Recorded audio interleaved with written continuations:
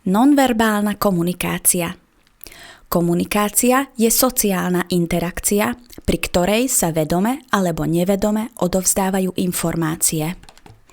My, ľudia, neustále komunikujeme, aj vtedy, keď si to neuvedomujeme. Čiže je zrejmé, že komunikácia nemá len ústnu alebo len písomnú formu. Komunikácia sa preto môže realizovať rôznymi spôsobmi pomocou komunikačných kanálov, na základe čoho rozlišujeme verbálnu a neverbálnu komunikáciu. Verbálnou komunikáciou je označované komunikácia slovná pomocou reči. Neverbálna, nonverbálna komunikácia zahŕňa všetky prejavy komunikácie, ktoré sú neslovné, teda neverbálne. Učivo sa zameriava na definovanie pojmu neverbálna, nonverbálna komunikácia, ďalej na charakteristiku jej zložiek a možných foriem. Komunikácia prebieha teda všetkými možnými prostriedkami bez ohľadu na to, či si to uvedomujeme alebo nie. Nie je možné nekomunikovať. Neverbálnou komunikáciou označujeme komunikáciu mimoslovnú bez použitia reči. Podáva informácie o emóciách, pocitoch a vyjadruje, čo si subjekt myslí. Je závislá na mieste žitia jedinca a väčšina prejavov je kultúrne podmienená. Informácie, ktoré získavame neverbálnou komunikáciou, môžu výrazne ovplyvniť proces komunikácie. Neverbálna komunikácia sa skladá z viacerých zložiek, pričom každá zložka má inú dôležitosť.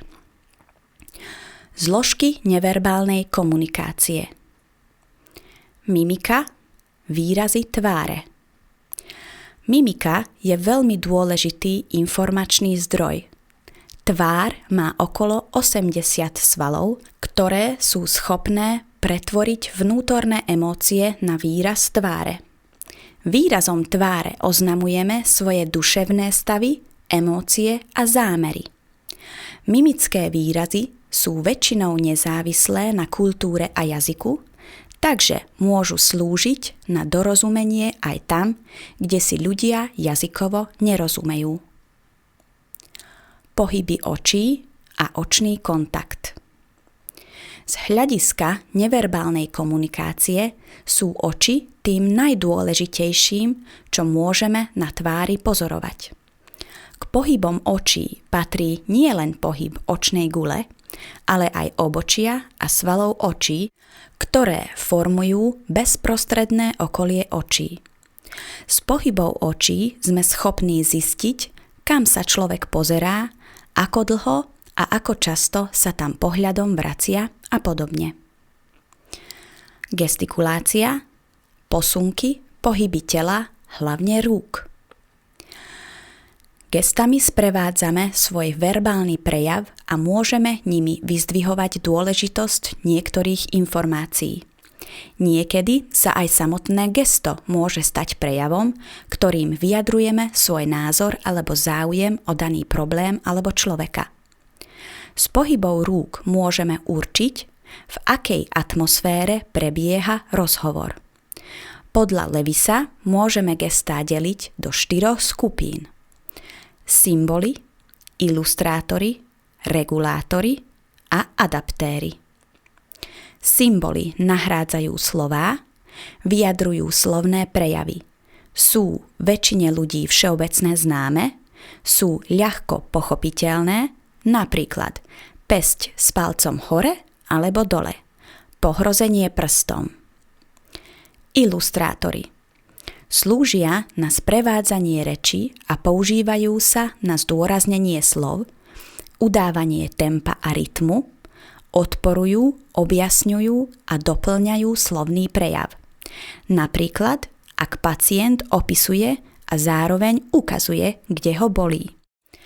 Regulátory slúžia ako usmerňujúce a riadiace signály. To sú pohyby rúk, ktoré istým spôsobom regulujú komunikáciu. Medzi regulátory patrí aj napríklad podanie ruky. Adaptéry sú pohyby najmä rúk, ktorými sa chceme lepšie prispôsobiť situácii, atmosfére, danému stavu. Nazývame ich aj uvoľňovače napätia, tzv. Autokontakty. Patrí medzi ne napríklad poškrabanie sa za uchom, ruka na zátilku, šúchanie rúk. Kinezika. Pohyby a polohy tela. Pohyby rúk, nôh, hlavy, celého tela, polohy tela sú neuvedomenou rečou a veľakrát prezradia viac ako slová. Vyjadrujú emócie alebo dotvárajú verbálny prejav. Charakter a sila pohybov závisia od temperamentu človeka, emocionálneho rozpoloženia, zamestnania, veku. Proxemika, telesná vzdialenosť. Ide o uplatnenie vzdialenosti medzi komunikujúcimi osobami. Psychológovia rozlišujú 4 odlišné pásma proxemiky. Intímne pásmo, osobné pásmo, spoločenské pásmo a oficiálne pásmo a každé z nich sa prezentuje inou rečou a v inej situácii. Intimné pásmo platí do vzdialenosti asi 45 cm. Je to vzdialenosť, v ktorej komunikujú najbližší rodinní príslušníci, veľmi dobrí priatelia a ďalší dôverne blízki ľudia. Osobné pásmo platí do vzdialenosti od 45 cm do 120 cm.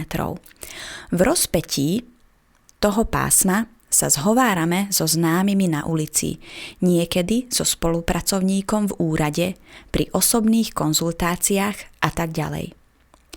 Spoločenské pásmo platí od vzdialenosti 120 cm do vzdialenosti asi 3,6 metrov. Menšia vzdialenosť v tomto pásme sa uplatňuje v rozhovoroch pri pultoch, väčšia vzdialenosť pri formálnych, spoločenských a obchodných rokovaniach. Oficiálne pásmo platí priemerne vo vzdialenosti od 4 metrov do 7,5 metrov. Čím je vzdialenosť medzi rečníkom a poslucháčmi väčšia, tým viacej je rečník odkázaný iba na klasické jazykové prostriedky. V pásme oficiálnej vzdialenosti sa už nekomunikuje mimikou, pohľadom a ani jemnými gestikulačnými fintami. Haptika, telesný kontakt. Pod haptikou rozumieme bezprostredný telesný kontakt medzi ľuďmi, dorozumievanie sa pomocou dotykov. Ďalšie zložky nonverbálnej komunikácie sú napríklad posturológia, držanie rúk, postoj tela, chronemika, časové hľadisko komunikácie, paralingvistika, fonetické zvuky, ktoré sa vyskytujú v akustickej reči, grafológia, skúmanie rukopisu, olfaktorika, čuchové vnemy. Medzi tzv. Okrajové oblasti neverbálnej komunikácie patrí aj oznamovanie úpravou zovňajšku, to jest to, čo je možno vyčítať zo spôsobu oblečenia alebo signálov na oblečení, účesu, líčenia a podobne. A úpravou prostredia, jeho charakteristika, estetika, poriadok, štýl zariadenia reprezentuje dané osoby, vypovedá miesto o účastníkoch komunikácie a zároveň ovplyvňuje jej úroveň, výsledok a priebeh. Každá kultúra má svoj systém symbolov, ktoré odrážajú ich názory, vieru, postoje a spôsob myslenia. Použitie vhodného symbolu môže zaistiť prijatie do určitej skupiny alebo etnika. Symbol tu pôsobí ako odznak identity, ktorý vyjadruje zdieľanie ich názorov, viery, postojov, spôsobu myslenia. Význam a dôležitosť neverbálnej, nonverbálnej komunikácie. V procese komunikácie sa neverbálnej komunikácii nemôžeme vyhnúť, môžeme ju len potlačiť. Význam neverbálnej komunikácie predstavuje podľa profesora psychológia Mehrabiana až 55% komunikácie. Ďalších 38% predstavuje tón a hlas.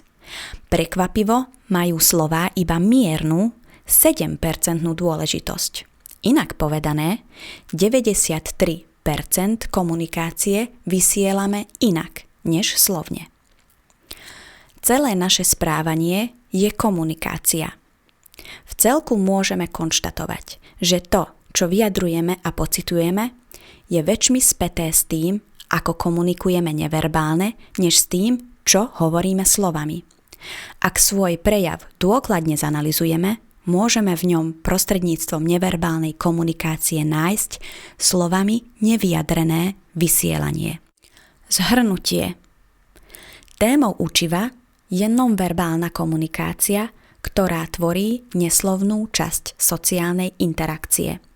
Neverbálna komunikácia je kultúrne a spoločensky podmienená. Tvoria ju nasledujúce zložky: mimika, pohyby očí, gestikulácia, kinezika, proxemika a haptika. Okrem týchto zložiek poznáme aj ďalšie, menej dôrazné a tzv. Okrajové oblasti neverbálnej komunikácie. Celkovo môžeme konštatovať v prvom rade, že nie je možné nekomunikovať, ďalej, že dôležitosť neslovných elementov komunikácie sú mimoriadne dôležité. Podľa Mehrabiana až 93% komunikácie vysielame inak než slovne.